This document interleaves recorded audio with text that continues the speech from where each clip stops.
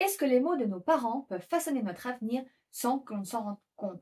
Est-ce que vous vous surprenez parfois à prononcer des phrases automatiques et vous avez l'impression d'avoir parlé comme vos parents? Dans cette vidéo, je vais vous donner 8 phrases toxiques que les parents disent à leurs enfants et qui peuvent avoir un énorme impact sur l'enfant et sur sa vie future d'adulte. Et nous verrons également comment faire pour éviter ces phrases toxiques. Allez, c'est parti!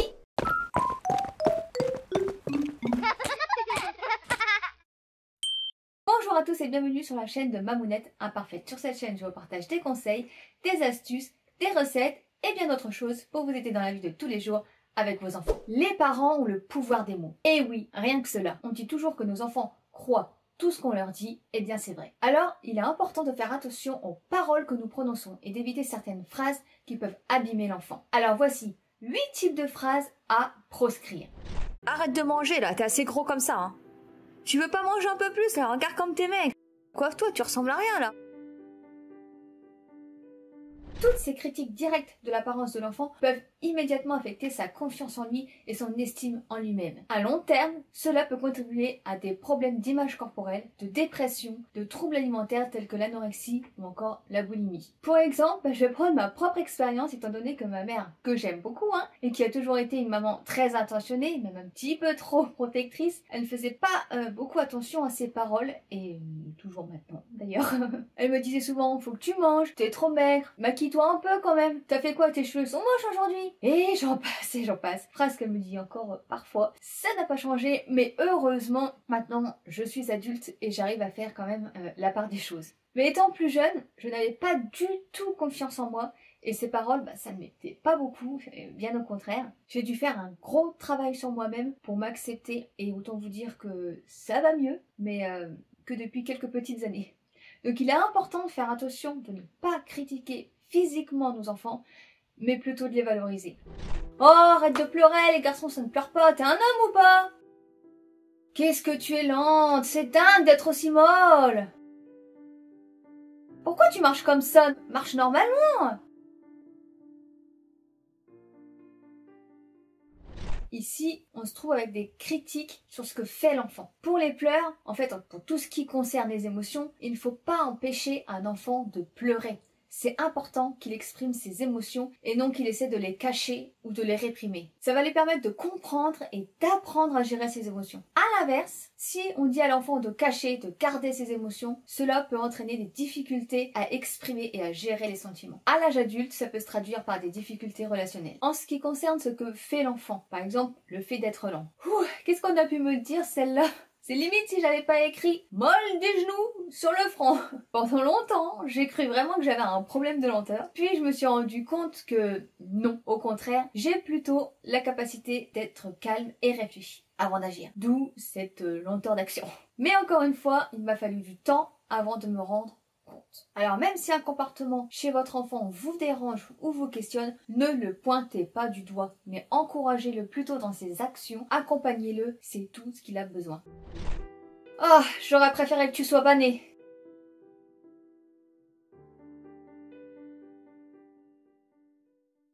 Cette remarque peut causer un dommage émotionnel profond à l'enfant, lui faisant croire qu'il est indésirable et non aimé. Lui dire qu'il n'est pas désiré le prive de toute sécurité dans la vie et le conduit à un sentiment d'inutilité. Cela peut entraîner des problèmes d'estime de soi, d'anxiété et de dépression tout au long de sa vie. Si vous êtes fatigué au point de ne plus supporter votre enfant, essayez de vous faire aider. Mais ne rejetez pas votre fatigue sur votre enfant. C'est vraiment important pour lui et pour vous. Ah, tu me fatigues! C'est épuisant de s'occuper de toi, hein? Ces petites remarques qui sortent toutes seules, souvent quand on est un peu fatigué, peuvent perturber l'enfant. L'enfant peut intérioriser cette responsabilité et penser qu'il est de trop pour vous et qu'il vous pose trop de problèmes. Il va alors s'effacer, garder ses problèmes pour lui pour ne pas vous déranger, encore plus pour ne pas être un poids encore plus lourd. Cela peut impacter sa confiance en lui et même son estime personnelle. À l'âge adulte, cela peut se manifester par des difficultés relationnelles et un manque de confiance en soi. Quand vous sentez la fatigue arriver, exprimez-le à vos enfants en expliquant les causes de votre fatigue et qu'ils n'ont rien à voir avec celle-ci. Cela va vous permettre de l'extérioriser en énonçant les réelles causes et non sur votre enfant qui est lui juste arrivé au mauvais moment. Franchement, ton petit frère il y arrive mieux que toi.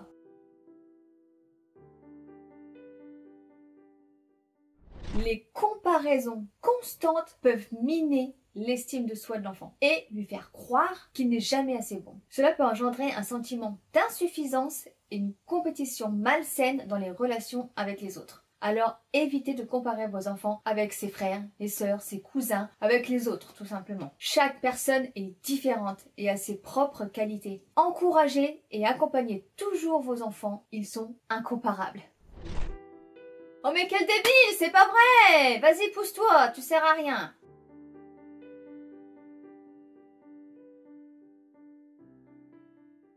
Les critiques directes et cruelles peuvent causer des dommages émotionnels graves à l'enfant, affectant son estime de soi et sa confiance en ses capacités. Il va penser réellement qu'il est incapable et ça peut le conduire à un sentiment constant de dépression et d'échec. À l'âge adulte, ça peut se traduire par des problèmes de confiance, de dépression et de faible estime de soi. Encore une fois, encouragez vos enfants plutôt que de pointer leurs difficultés. Souvent, nous adultes, on oublie qu'on a des enfants en face de nous, en plein apprentissage, et nous réagissons comme si l'enfant devait se conduire comme un adulte. Or, ce n'est pas le cas. Il faut vraiment que nous nous remettions en question sur notre façon de voir les choses, et que nous prenions de la distance pour le bien de nos enfants. Alors, pensez-vous parfois en demander trop?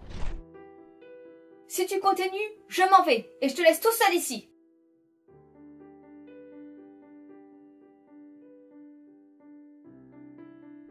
Cette menace peut semer la peur de l'abandon chez l'enfant, affectant sa sécurité émotionnelle et son sentiment de confiance dans les relations futures. Il finira par croire que les personnes le quitteront à cause de ce qu'il est. À l'âge adulte, cela peut se traduire par des difficultés à établir des relations saines et stables. Au lieu de menacer votre enfant, essayez de le comprendre, de comprendre ce qui le bloque, ou tout simplement de lancer un jeu pour amuser votre enfant. Il existe de multiples façons de décoincer une situation avec l'enfant sans passer par la menace. Si tu fais ça, je t'achèterai ça.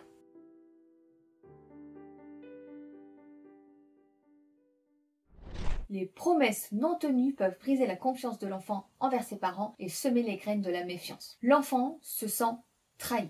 À long terme, cela peut contribuer à des problèmes de confiance et de relation avec les autres. Si vous savez que vous ne pourrez pas tenir la promesse, alors ne la promettez pas. Soyez toujours le plus sincère avec vos enfants. Ils suivront votre exemple. Les mots que nous choisissons d'utiliser peuvent avoir un impact profond sur nos enfants.